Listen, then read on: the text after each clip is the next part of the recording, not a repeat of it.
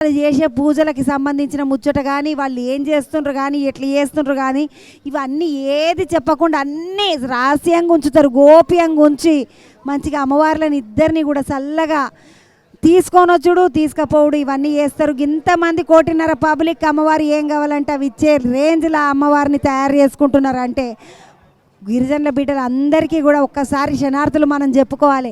వాళ్ళ పద్ధతులకి, వాళ్ళ ఆచారాలకి, వాళ్ళ చేసుకునే పండుగలకి, వాళ్ళ అమ్మవార్లకి సంబంధించినటువంటి ఈ పండుగలకి జాతరలకి మనల్ని అందరినీ రానిచ్చిన వాళ్ళ పెద్ద హృదయం. నిజంగా మనందరం వాళ్ళందరికీ ధన్యవాదాలు చెప్పాల్సినటువంటి ముచ్చట. ఎందుకంటే ఇంత పెద్ద జాతరలకి, ఇంత గొప్ప జాతరలకి మనందరినీ పిలిచి మనకున్న కోరికలన్నీ తీరేటట్టు మనం 6 రోజులు ఈడనే ఉండి దావతులు చేసుకొని నిమ్మలంగా తిని తాగి పిల్లలందరినీ చల్లగా ఆడుతా పాడుతా చూసుకునేటట్టు చేసినటువంటి ఆ కోయబిడ్డలందరికీ మళ్ళొకసారి ధన్యవాదాలు చెప్పుకుంటా. సారలమ్మ ఒక దిక్కు వస్తుంటే ఇంకొక దిక్కు పగిడిద్ద రాజుకు సంబంధించినటువంటి వాళ్ళందరూ కూడా పెద్ద యాత్ర లెక్క సాగి వస్తూనే ఉన్నారు. వాళ్ళని కూడా ఇంకొక దిక్కు చూడొచ్చు మనం. ఎందుకంటే పడిగిత రాజుకు సంబంధించిన వాళ్ళ కులస్తులు, వాళ్ళ పిల్లలు, వాళ్ళ వారసులు వాళ్ళందరూ కూడా స్వామిని నిన్న షురు చేసిండ్రు తీసుకొని వచ్చుడు.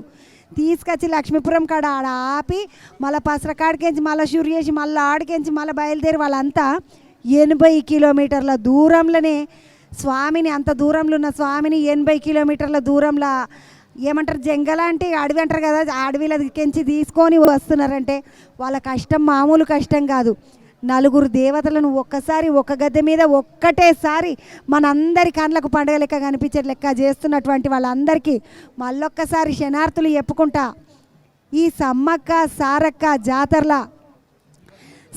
జాతరల ముఖ్యంగా ఈరోజు జరుగుతున్న పెద్ద ఘట్టము సారక్క వస్తున్నది గద్దె మీదకి.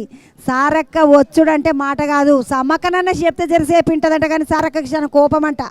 ఏయ్ కానిండ్రా అంటదంట, ఏయ్ తీసేయండ్రా అంటదంట. అసుంటే అమ్మవారు అంత కోపం ఉన్న తల్లి మనందరినీ చల్లగా చూడడానికి గద్దె మీదకి ఎక్కపోతుంది. గద్దె మీదకి ఎక్కుతున్నటువంటి ఆ తల్లిని ఎంత కష్టపడి ఎంత పబ్లిక్లకెంచి పోలీస్ అన్నలు అందరు తీసుకొస్తున్నారు, కోయబిడ్డలు అందరు తీసుకొస్తున్నారు, తుడిం దెబ్బోళ్ళు తీసుకొస్తున్నారు. మొత్తము పబ్లిక్ అంతా కూడా సారక్కతోటి కదిలి వస్తున్నది. ఇక్కడ దర్శనాలు నడుస్తూనే ఉన్నాయి ఒక దిక్కు, ఇంకొక దిక్కు సారక్కతోటి పబ్లిక్ వస్తున్నారు. ఈ జాతరలను అన్నింటినీ కూడా మంచిగా పబ్లిక్ అందరికీ కష్టం కాకుండా, పబ్లిక్ అందరికీ ఇబ్బంది లేకుండా, అందరికీ నీళ్లు సరిపోయేటట్టు, అందరికీ లైటు సరిపోయేటట్టు, అందరికీ ఏ కష్టం వచ్చినా పబ్లిక్కి జ్వరం వచ్చినా, దగ్గొచ్చినా, తుమ్మొచ్చినా, నెత్తినొచ్చినా, ఏమొచ్చినా, పుసుకు నీడుకొచ్చినాక బీపీ ఎక్కువ షుగర్ ఎక్కువ అన్నా కూడా అన్నిటినీ కూడా కాపాడుకునేటందుకు ప్రభుత్వం మస్తు ఏర్పాట్లు అయితే చేసింది. ఒక 300 మంది ఒక్కపారి హాస్పిటల్కి వచ్చినా కూడా సరిపోయేటంత మంది పెద్ద దవాఖానాను తయారు చేసింది. ఇంత మంచి వసతులు అన్నీ ఉన్నాయి. స్వామివార్లు వస్తున్నారు ఒక దిక్కు, అమ్మవార్లు వస్తున్నారు ఇంకొక దిక్కు. సారక్క గద్దె మీదకి వచ్చిన తర్వాత 2 ప్రత్యేకమైన పూజలు ఉంటాయని చెప్పిండ్రు వాళ్ళు. సారక్కని తీసుకొచ్చేటప్పుడు అంట ముందట అమ్మవారి కన్నా ముందు హనుమంతుని జెండా ఒకటి ఉంటుందంట.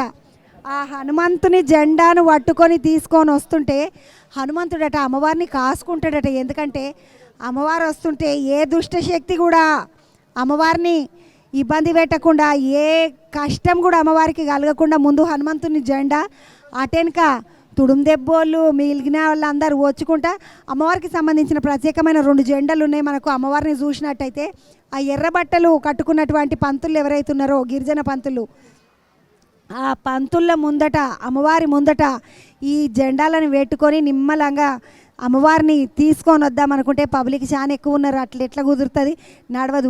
గుంజుడు తోసుడే అన్నట్టు ఉంటుంది. ఇక్కడ అమ్మవారిని గుంజుకొని తీసుకొస్తున్నట్టు అనిపిస్తుంది. ఎందుకంటే పబ్లిక్ చుట్టుముట్టున్న వాళ్ళకి అమ్మవారు వస్తుంటేనే మస్తు దేవుడు వస్తున్నాడు. ఒక్క వణుకుడు కాదు, ఒక్క పాటలు కాదు, ఒక్క ఉరుకుడు కాదు, ఒక్కటే శిగాలు ఊగుతున్నారు ఇక్కడికి వచ్చిన వాళ్ళందరూ. అమ్మవారు అంత పవిత్రమైన అమ్మవారు కాబట్టి ఇంతమంది పబ్లిక్ ఆమె కోరుకున్న కోరికలన్నీ తీరుస్తున్నది. ఇక అమ్మవారికి సంబంధించిన మస్తు ముచ్చట్లు చెప్తుంటారు. కానీ అమ్మవారు వస్తుంటే ఇవి ఏవి గుర్తుకు రావు మనకు. అమ్మ వస్తున్నదా, అబ్బో వస్తున్నదా అన్న ముచ్చట్లే నడుస్తుంటాయి. దేవుడు వచ్చేటప్పుడు గద్దెల దగ్గర ఎవ్వరు ఉండొద్దట, దర్శనం కూడా ఎవరికి ఉండదంట. దేవుడు వచ్చే సమయానికి గద్దెల దగ్గర ఎవరు ఉండొద్దు, అమ్మవారి దర్శనం గద్దెల దగ్గర దేవుంది. అమ్మవారు వచ్చేటప్పుడు మాత్రం ఎవరికి ఉండదు, అందరినీ బయటికి పంపించేస్తారు, అందరినీ దూరం పెట్టేస్తారు. అమ్మవారు లోపలికి రావాలి, గద్దె మీదకి రావాలి, ఆ పూజ కావాలి, గద్దె మీదకి ఎక్కే పూజ కావాలి.